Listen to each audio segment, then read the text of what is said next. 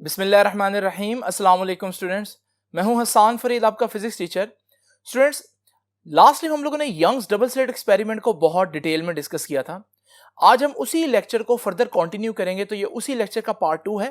तो डेफिनेटली अगर आप इस लेक्चर को अंडरस्टैंड करना चाहते हैं तो इससे पहले यंग्स डबल स्लिट का पहला पार्ट जो है वो लाजमी देखिए। तो आइए स्टूडेंट, स्टार्ट करते हैं आज का लेक्चर। देखिए स्टूडेंट्स, ये वो पैटर्न है जो मैंने आप लोगों के लास्ट टाइम बनाया था कि यंग्स डबल स्लिट एक्सपेरिमेंट का रिजल्ट ये वाला पैटर्न था। इस पैटर्न के अंदर ये जो रेड एरिया है ये मैक्सिमा को शो कर रहा है हर जगह, और इसी तरह से ये जो डार्क एरिया है ये मिनिमा को शो कर रहा है। रेड एरिया मैक्सिमा को शो कर रहा है और बता ये रहा है कि यहां कंस्ट्रक्टिव इंटरफेरेंस हो रही है, और डार्क एरिया जो है वो मिनिमा को शो कर रहा है और बता ये रहा है कि यहां डिस्ट्रक्टिव इंटरफेरेंस हो रही है। अब कंस्ट्रक्टिव और डिस्ट्रक्टिव मैंने बहुत एक्सप्लेन किया लास्ट टाइम। ये वो इक्वेशंस हैं जो मैक्सिमा की इक्वेशन है और ये वो इक्वेशन है जो मिनिमा की इक्वेशन है। अगर आप ये जानना चाहते हैं इक्वेशन क्या बता रहे हैं और कैसे आई है, तो डेफिनेटली लास्ट लेक्चर देखना ना भूलिएगा। स्टूडेंट्स, अब जरा देखिए, जो इंपॉर्टेंट बात है वो ये देखें कि हमारे पास बहुत से मैक्सिमा है, लेकिन अगर आप स्क्रीन के बिल्कुल सेंटर में देखें तो आपको मैक्सिमा नजर आ रहा है। ये मैक्सिमा कहलाता है सेंट्रल मैक्सिमा। लेकिन आप सोच रहे होंगे यहां पर मैक्सिमा क्यों बन रहा है। एक दफा देख लेते हैं फिर से कि दोनों स्लिट्स से जो वेव निकली हैं वो जब इस पॉइंट तक पहुंची हैं तो दोनों ने एक जैसा डिस्टेंस ट्रेवल किया। किसी ने कम या किसी ने ज्यादा डिस्टेंस ट्रेवल नहीं किया। फिजिक्स की टर्म में से बोलते हैं कि दोनों के दरमियान पाथ डिफरेंस नहीं है। जब दोनों का पाथ डिफरेंस 0 हुआ तो आपने देखा एंड पर क्रस्ट के ऊपर क्रस्ट आ रहा है। इसका मतलब यह हुआ कि यहां पर हमारे पास कंस्ट्रक्टिव इंटरफेरेंस होगा, तो मैक्सिमा बना। तो मैक्सिमा बनने की वजह क्या हुई? पाथ डिफरेंस 0 हुआ। इसका मतलब ये जो सेंटर में ब्राइट फ्रिंज बन रही है ये इस वजह से बन रही है क्योंकि यहां पर पाथ डिफरेंस 0 है। अब आपको मालूम है ये जो d sin theta is equal to m lambda है, इसमें ये जो d sin थीटा है ये पाथ डिफरेंस ही होता है, तो मैं इसकी जगह path difference is equal to m lambda लिख सकता हूं। लेकिन सेंटर वाली जो फ्रिंज है उसका तो पाथ डिफरेंस 0 है। भाई मैं m की क्या वैल्यू पुट करूं तो आंसर 0 आ जाए? डेफिनेटली अगर मैं m की वैल्यू 0 पुट करूंगा तो फिर पाथ डिफरेंस 0 आएगा और सेंटर में ब्राइट फ्रिंज बनेगी। यानी कि मैं कह सकता हूं ये जो सेंटर वाली ब्राइट फ्रिंज है इसके लिए m की वैल्यू 0 है। ठीक है जी, सेंट्रल ब्राइट फ्रिंज के लिए m की वैल्यू 0 है। अब बात करते हैं ब्राइट फ्रिंज से ऊपर और नीचे वाली फ्रिंज को। ये देखिए, ये सेंटर वाली ब्राइट फ्रिंज है, इससे ऊपर भी एक ब्राइट फ्रिंज है, इससे नीचे भी, बिल्कुल सिमेट्रिकल। ये जो ऊपर और नीचे ब्राइट फ्रिंजेस हैं इन दोनों को हम फर्स्ट फ्रिंज कहेंगे। ये दोनों ही फर्स्ट ब्राइट फ्रिंज है क्योंकि फर्क नहीं है। तो अगर मैं इसको फर्स्ट ब्राइट फ्रिंज बोल रहा हूं इसको भी फर्स्ट ब्राइट फ्रिंज ही बोलूंगा। लेकिन स्टूडेंट्स यहां ब्राइट फ्रिंज क्यों बन रही है, आइए जरा देखते हैं। अब हुआ क्या, जब इस पॉइंट पर दोनों वेव्स इकट्ठी हो रही हैं तो आप देख रहे हैं क्रस्ट के ऊपर क्रस्ट आ रहा है। लेकिन जो इंपॉर्टेंट नोट करने वाली बात है वो ये है कि अब जो नीचे वाली वेव है वो ऊपर वाली वेव से कुछ एक्स्ट्रा डिस्टेंस ट्रेवल कर रही है। आइए जरा देखते हैं कितना एक्स्ट्रा डिस्टेंस ट्रेवल कर रही है। तो देखिए, पूरी एक वेव उसने एक्स्ट्रा डिस्टेंस में ट्रेवल किया है। तो इसका मतलब दोनों वेव्स के दरमियान पाथ डिफरेंस एक पूरी वेवलेंथ का हुआ। तो मैं कहूंगा कि जब फर्स्ट ब्राइट फ्रिंज देखें ऊपर वाली, अपर साइड वाली, तो जो अपर साइड है यानी कि सेंट्रल फ्रिंज से ऊपर, वहां पाथ डिफरेंस को मैं PD कह देता हूं। पाथ डिफरेंस पूरी एक वेवलेंथ का आ रहा है, मैं इसको प्लस लैम्डा कह देता हूं। क्यों भला? क्योंकि आप जरा देखें, नीचे बिल्कुल उसका सिमेट्रिकल पॉइंट, यहां भी आप देख रहे हैं कि कंस्ट्रक्टिव इंटरफेरेंस हो रहा है क्योंकि क्रस्ट के ऊपर क्रस्ट आ रहा है। लेकिन स्टूडेंट जरा तवज्जो करने वाली बात यह है कि अगर आपने नोट किया हो तो आप देखें कि हमारे पास अब ऊपर वाली वेव निचली वेव से ज्यादा डिस्टेंस ट्रेवल कर रही है। लेकिन कितना? तो देखेंगे तो आप एक वेवलेंथ ही आ रही है। लेकिन यहां पर क्योंकि अब ये नीचे वाली साइड पर पॉइंट है तो मैं इसको एक वेवलेंथ नहीं बल्कि इसको माइनस लैम्डा बोलूंगा। तो इसका मतलब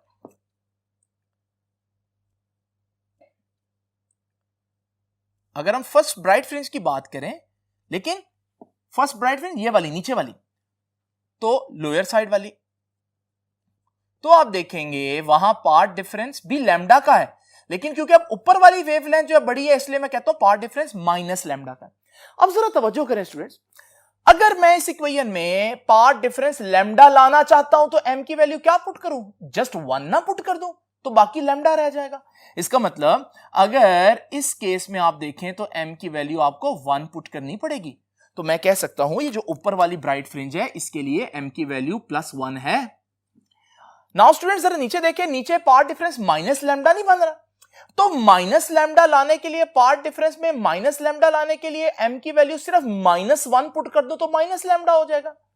बहुत आसान सी बात है। इसका मतलब हम कहेंगे यहां पर m की वैल्यू -1 होनी चाहिए। इसका मतलब यहां पर मैं लिख देता हूं कि ये जो फर्स्ट ब्राइट फ्रिंज है दोनों तरफ, तो ये है हमारे पास पाथ डिफरेंस -1।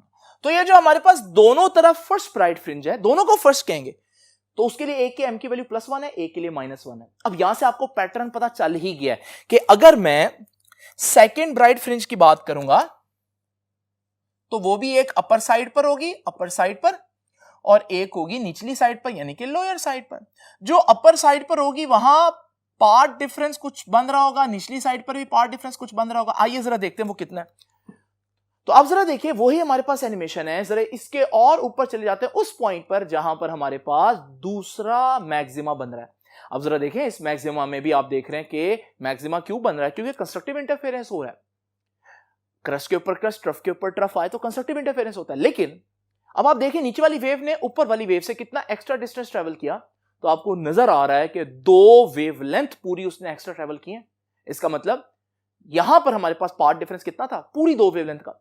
इसी तरह इसके बिल्कुल नीचे जो सिमेट्रिकल पॉइंट है वहां अगर आप देखेंगे तो वहां पर आप लोगों को पाथ डिफरेंस फिर से 2 वेवलेंथ का नजर आएगा, लेकिन अब वो ऊपर वाली वेव नीचे वाली वेव से 2 वेवलेंथ ज्यादा एक्स्ट्रा डिस्टेंस कवर कर रही है। इसका मतलब दोनों सूत्र में वेवलेंथ का 2 वेवलेंथ का डिफरेंस हुआ। तो हम कह सकते हैं कि पाथ डिफरेंस इसमें 2 लैम्डा है, +2 लैम्डा कह देता हूं, और इसमें -2 लैम्डा। नाउ स्टूडेंट्स आप सोच रहे होंगे कि पाथ डिफरेंस तो 2 लैम्डा है, ये लैम्डा इसकी जगह क्या पुट करूं तो 2 लैम्डा बन जाएगा, डेफिनेटली 2 पुट करूंगा।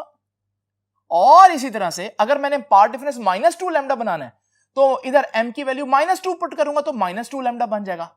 So it's very easy.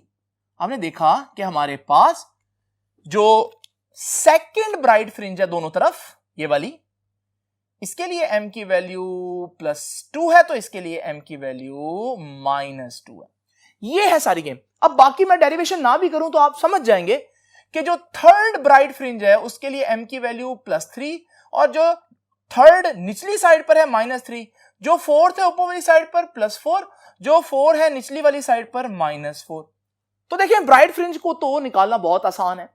First bright fringe के लिए m की वैल्यू प्लस और -1 पुट करें, सेकंड के लिए प्लस और -2, फिर थर्ड के लिए प्लस और -3, फोर्थ के लिए प्लस और -4, सेंट्रल के लिए m की वैल्यू 0 पुट करनी है। ये तो हो गया हमारे पास ब्राइट फ्रिंजेस में। इस वजह से ब्राइट फ्रिंजेस में वो यहां क्या बोलता है कि m = 0 +-1 +-2 +-3 एंड सो ऑन। ये बात उसने आपके यहां पर बुक में इस फार्मूले के साथ लिखी है। नाउ स्टूडेंट्स जरा तवज्जो कीजिए, जल्दी से मिनिमा को डिस्कस करते हैं। देखिए सबसे पहले तो सेंट्रल डार्क फ्रिंज। अब देखिए किसी भी स्क्रीन का एक ही सेंटर होता है और वो तो ऑलरेडी मैक्सिमा ने ऑक्यूपाई कर लिया, तो सेंट्रल डार्क फ्रिंज है ही नहीं। इसका मतलब हम कह सकते हैं कि जो सेंट्रल डार्क फ्रिंज का कॉन्सेप्ट है वो तो डज नॉट एग्जिस्ट। तो अगर आपसे कोई पूछे सेंट्रल डार्क फ्रिंज कहां बनेगी तो आपने कहना कि सेंट्रल डार्क फ्रिंज होगी नहीं। अब ये ब्राइट है मैक्सिमा सेंट्रल, इस ब्राइट के दोनों तरफ ब्लैक कलर आपको नजर आ रहा है, ये दोनों ही फर्स्ट कहलाएंगी, सेंट्रल कोई भी नहीं है, ये दोनों फर्स्ट डार्क फ्रिंज कहलाएंगी। अब फर्स्ट डार्क फ्रिंज यहां भी है, फर्स्ट डार्क फ्रिंज यहां भी है, यहां भी डिस्ट्रक्टिव इंटरफेरेंस, लेकिन क्यों जरा देखते हैं स्टूडेंट्स। अब देखिए हमारे पास यहां पर अगर आप देखें इस पॉइंट पर देख रहे हैं क्रस्ट के ऊपर ट्रफ आ रहा है, यही वजह है कि वहां पर डिस्ट्रक्टिव इंटरफेरेंस है, लाइट कैंसिल कर रही है। लेकिन अगर आप पाथ डिफरेंस देखें, निचली वेव ने ऊपर वाली वेव से कितना एक्स्ट्रा ट्रैवल किया देख रहे हैं स्टूडेंट्स, सिर्फ आधी वेव।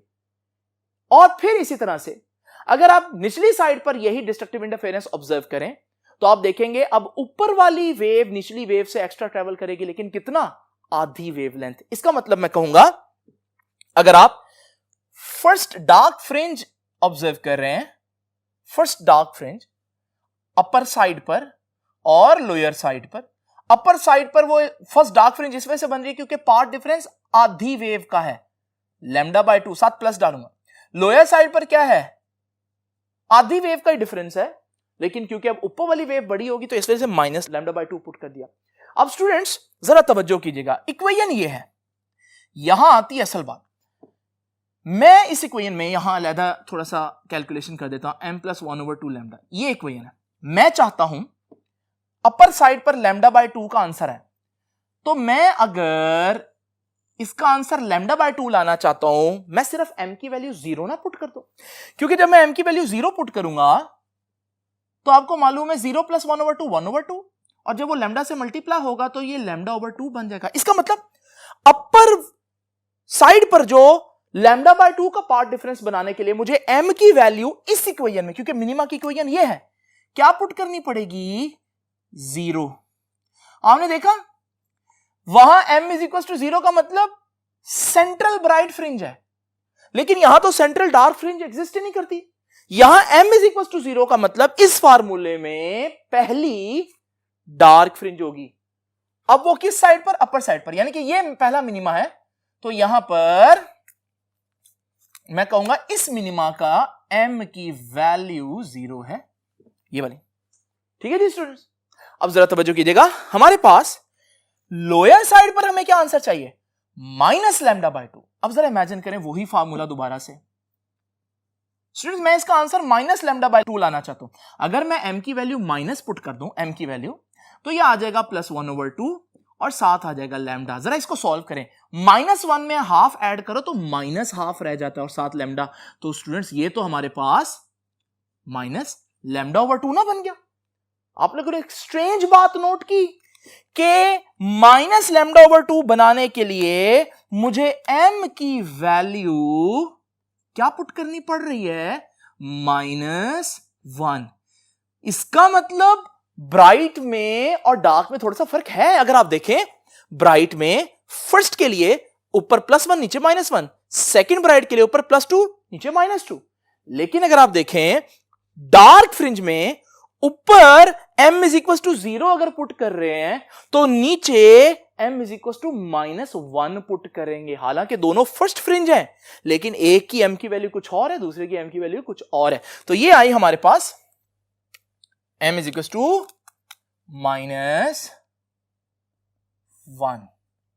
ठीक है जी, तो ये देखिए, हालांकि दोनों फर्स्ट हैं, इन दोनों का फर्स्ट का इजीली पता चल रहा है, वो +1 है, ये -1, लेकिन ये 0 है और ये -1। अब जरा आप खुद ही हिसाब लगाएं, इससे ऊपर ये m+1 होगी, एक ज्यादा, तो फिर इससे नीचे आपने एक कम कर देनी है, तो m-2। यहां भी वही मसला आ रहा है, यहां जो +1 का आंसर है, यहां -1 नहीं आ रहा बल्कि -2 आ रहा है, तो जो यहां +2 होगा वो यहां -2 नहीं बल्कि -3 आएगा। तो स्टूडेंट्स इसी तरह से जो यहां पर +4 होगा, +3 होगा, इसी के बिल्कुल सिमेट्रिकल जो फ्रिंज होगी, इधर +3 है, इधर -3 नहीं बल्कि -4। तो आप देख रहे हैं कि लोअर साइड पर नेगेटिव नंबर एक ज्यादा चल रहा है। तो ये है फर्क असल में हमारे पास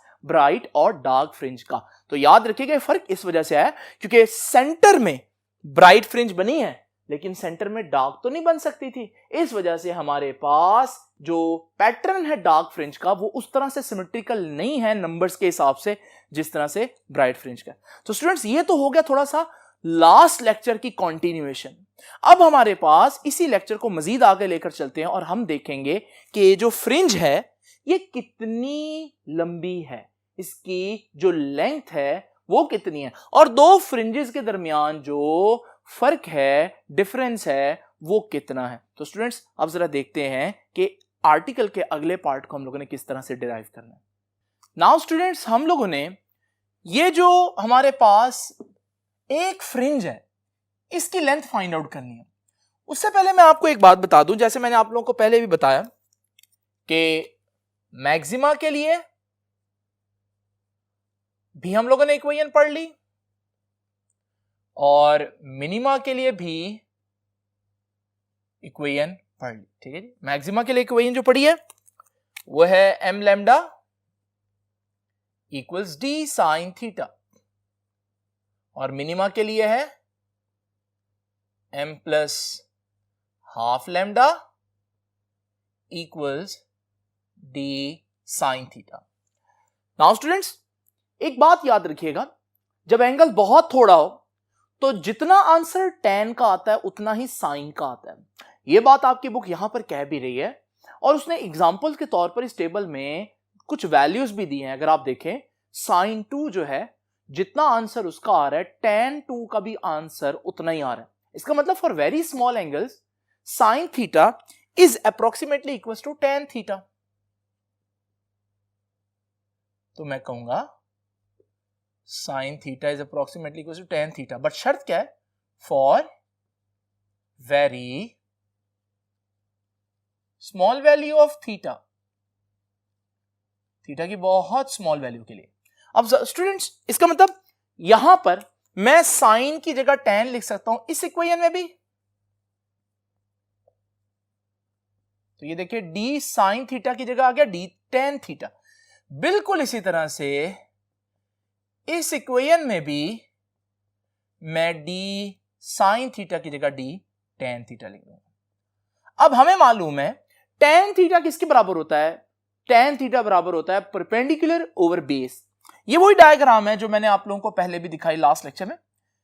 ये जो हमारे पास ट्रायंगल बन रही है, इसको जरा गौर से देखें। ये ट्रायंगल, इस ट्रायंगल में फ्रिंज से सेंटर तक का जो डिस्टेंस है उसे मैंने y कहा है और ये जो साइड है यानी कि स्लिट से लेकर स्क्रीन तक का फासला ये l है। आप कह सकते हैं ये बेस है और ये परपेंडिकुलर है। और स्टूडेंट्स, हम लोगों ने देखा कि tan किसके बराबर होता है? परपेंडिकुलर ओवर बेस के। तो मैं इसकी जगह tan थीटा में परपेंडिकुलर जो कि y है ओवर बेस जो कि l है, तो y ओवर l। बिल्कुल ऐसा ही मैं यहां पर भी करूंगा। तो d tan थीटा की जगह y ओवर l। दोनों में आप देख रहे हैं मैं साथ साथ चला रहा हूं।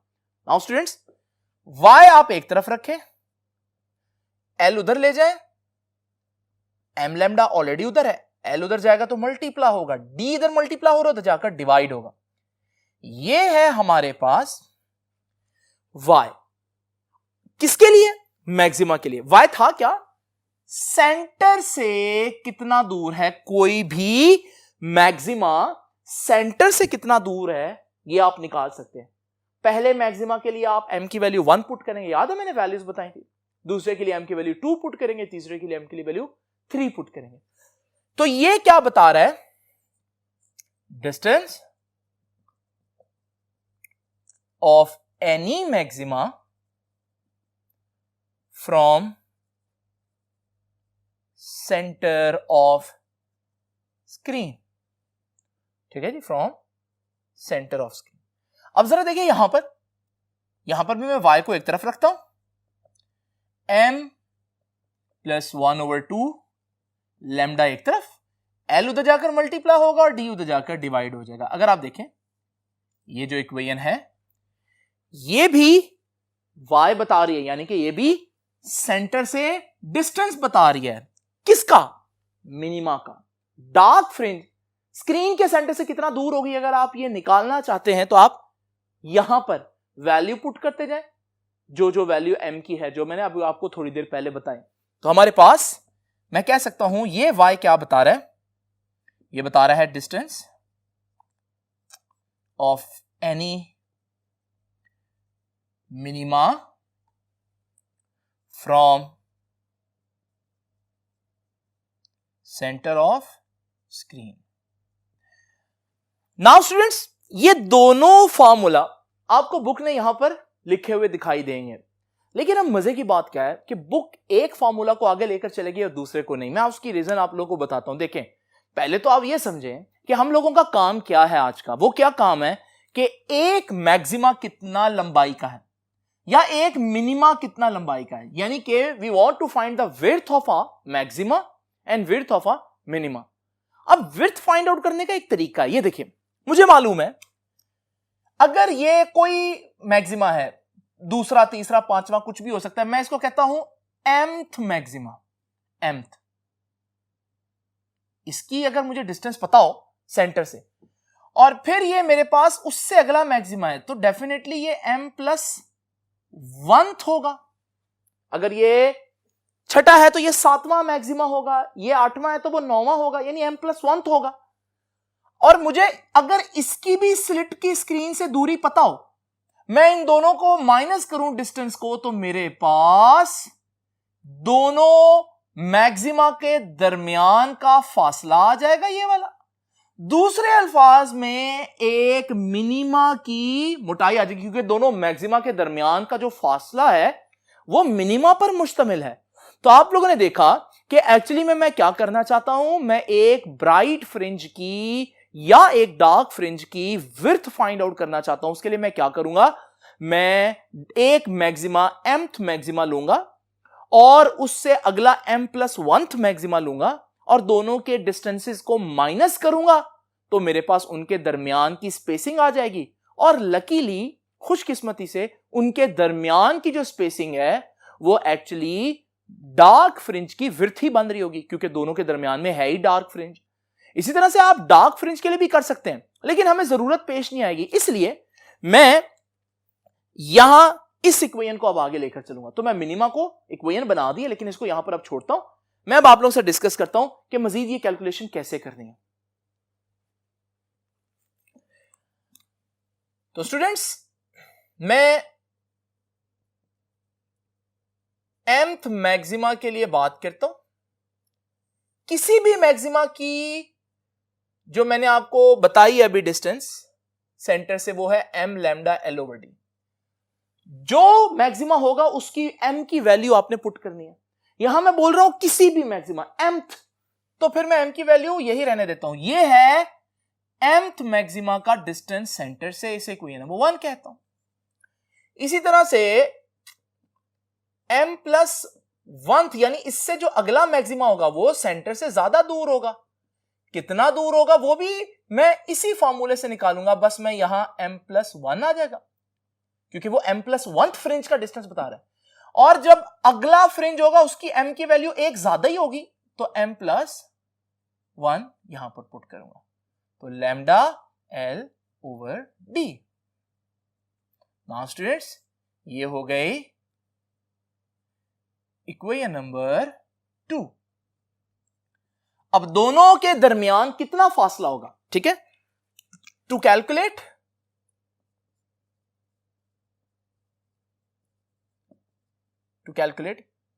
फ्रिंज स्पेसिंग, वी सब्ट्रैक्ट, हम इसका जो फासला हैym, उसको माइनस करेंगे जो अगली फ्रिंज का फासला है, तो मेरे पास दोनों फ्रिंजेस के दरमियान का फासला आ जाएगा। अब मैं ये करता हूं, उसे मैं कहता हूं डेल्टा y। डेल्टा y क्या बता रहा है, फ्रिंज स्पेसिंग। किसके बराबर होगा, दोनों के डिस्टेंसेस को माइनस कर दूं, तो m+1 माइनस ym।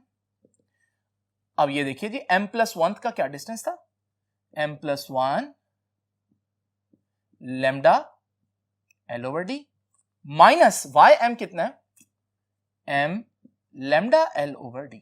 स्टूडेंट्स, इसको ब्रैकेट को खोलता हूं, तो delta y is equal to m plus, पहले m मल्टीप्लाई होगा इससे, तो क्या बनेगा, m लैम्डा L/d, फिर 1 मल्टीप्लाई होगा, 1 एज इट इज मल्टीप्लाई होगा, तो लैम्डा L/d, और फिर ये वाली टर्म आ जाएगी माइनस m लैम्डा L/d। आप देख रहे हैं ये दोनों चीजें कैंसिल हो जाएंगे और हमारे पास सिंपल फॉर्मूला आ गया, delta y is equal to lambda L/d। ये है स्टूडेंट्स हमारे पास फाइनल फॉर्मूला। इसमें डेल्टा वाई क्या है? आपको याद है ना, वाई एम प्लस वन क्या था? ब्राइट फ्रिंज की जो सेंटर स्क्रीन से फासला है, ये भी ब्राइट स्क्रीन का फासला है। तो जब मैं दो ब्राइट फ्रिंजेस का डिस्टेंस माइनस करूंगा तो मेरे पास क्या आ जाएगा? ब्राइट फ्रिंजेस के दरमियान का डिस्टेंस। यानी कि मैं कह सकता हूं, ये क्या बता रहे delta lambda? Fringe spacing of maxima. एक मैक्सिमा दूसरे मैक्सिमा से कितना दूर है? वो डेल्टा वाई है। लेकिन एक मैक्सिमा और दूसरे मैक्सिमा के दरमियान में क्या है? मिनिमा। इसका मतलब ये जो दरमियान का डिस्टेंस है, एक्चुअली में मैं इसको ये भी कह सकता हूं कि ये मिनिमा की विड्थ है। देखा आप लोगों ने कि फ्रिंज स्पेसिंग ऑफ मैक्सिमा, दो मैक्सिमा के दरमियान का फासला कह दूं या एक मिनिमा की लंबाई कह दूं, क्योंकि हमारे पास जितना फ्रिंज स्पेसिंग है मैक्सिमा के दरमियान, वो फ्रिंज स्पेसिंग दरमियान में जो मैक्सिमा की डिस्टेंस है वो मिनिमा ही तो है। बिल्कुल इसी तरह से आपने देखा यहां सारी कैलकुलेशन में मैंने क्या किया? मैक्सिमा को सपोज किया। मजे की बात यह है कि अगर आप मिनिमाज लें और दो मिनिमा के दरमियान के डिस्टेंस को फाइंड आउट करें तो वो मैक्सिमा की विड्थ के बराबर नहीं आएगा। और स्टूडेंट जब हम लोगों ने कैलकुलेट किया तो एग्जैक्ट यही आंसर आया। इसका मतलब delta y fringe spacing of maxima भी है और डेल्टा वाई दो मिनिमा के दरमियान भी फासला शो कर रहा है। लेकिन दो मिनिमा के दरमियान कौन आता है? मैक्सिमा आता है। तो हम कह सकते हैं इसको width of maxima.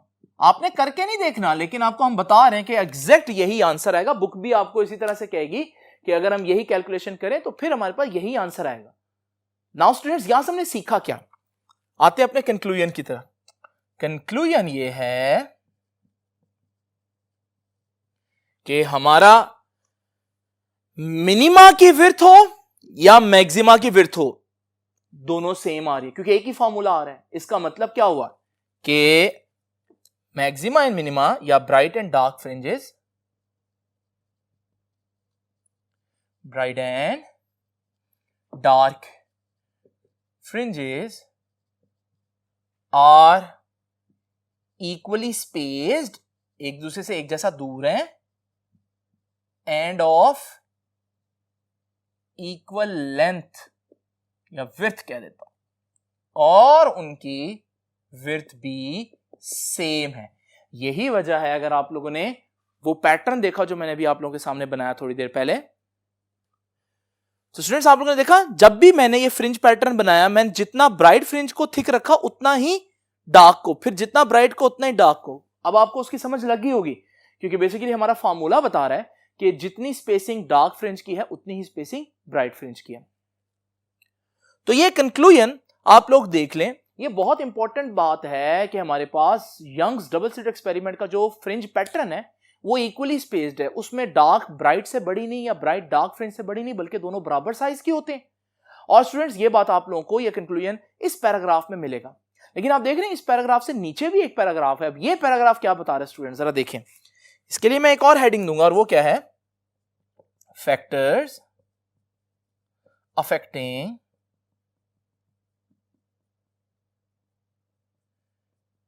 Fringe width.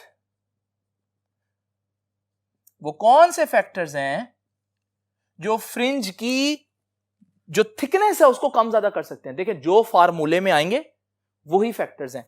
मिसाल के तौर पर लैम्डा, आपको मालूम है अगर मैं रेड लाइट यूज करूं तो भी मेरे पास फ्रिंजेस बनेंगे, लेकिन रेड की वेवलेंथ ज्यादा है। याद रखिएगा, अगर मैं रेड की जगह ग्रीन यूज करूंगा तो क्योंकि ग्रीन की वेवलेंथ कम है तो फ्रिंजेस की विड्थ भी कम हो जाएगी, जैसे कि आप लोग देख रहे हैं। क्यों हुई? क्योंकि फॉर्मूला कह रहा है कि हमारे पास फ्रिंज स्पेसिंग वेवलेंथ के डायरेक्टली प्रोपोर्शनल है। जितनी बड़ी वेवलेंथ उतनी फ्रिंज स्पेसिंग ज्यादा, जितनी छोटी वेवलेंथ उतनी फ्रिंज स्पेसिंग कम। फिर आप देखें लेंथ के भी डायरेक्टली प्रोपोर्शनल है। जितना ये स्क्रीन के साथ फासला था, यानी कि अगर मेरे पास इस स्क्रीन को मैं दूर लेकर जाता जाऊं तो आप देख रहे हैं कि डिस्टेंस बढ़ रहा है, तो वैसे वैसे फ्रिंज स्पेसिंग भी बढ़ रही है, फ्रिंज की थिकनेस भी बढ़ रही है। और फिर हम आखिरी फैक्टर को अगर देखें, डिस्टेंस के साथ इसका इनवर्स रिलेशन है। ये डिस्टेंस कौन सा था? स्लिट्स के दरमियान डिस्टेंस। यानी अगर मैं स्लिट्स के दरमियान डिस्टेंस कम करूंगा तो फ्रिंज बड़ी हो जाएगी, इनवर्स रिलेशन। तो जरा देखें स्टूडेंट्स, ये दोनों स्लिट्स हैं, अगर मैं दोनों स्लिट्स को करीब लेकर आऊं तो आप देख रहे हैं वहां हमारे पास फ्रिंज की स्पेसिंग ज्यादा हो गई है, फ्रिंज ज्यादा थिक हो गई, और अगर मैं दोनों को दूर लेकर जाऊं तो फ्रिंज जो है वो पतली हो जाएगी। तो ये तीनों फैक्टर्स आप लोगों ने इसके साथ लिखने, मैं अब नहीं लिख रहा, लेकिन आप लोगों ने इसको एज इट इज, ये जो लास्ट पैराग्राफ है इसके अंदर जितने भी फैक्टर्स दिए हैं इनको आप लोगों ने लिख देने। तो स्टूडेंट्स आई होप कि आपको यंग्स डबल स्लिट एक्सपेरिमेंट का ये जो मुश्किल आर्टिकल है ये आसानी से समझ में आ गया होगा। अब आपसे इंशाल्लाह मुलाकात होगी नेक्स्ट लेक्चर्स में, तब तक के लिए अल्लाह हाफिज।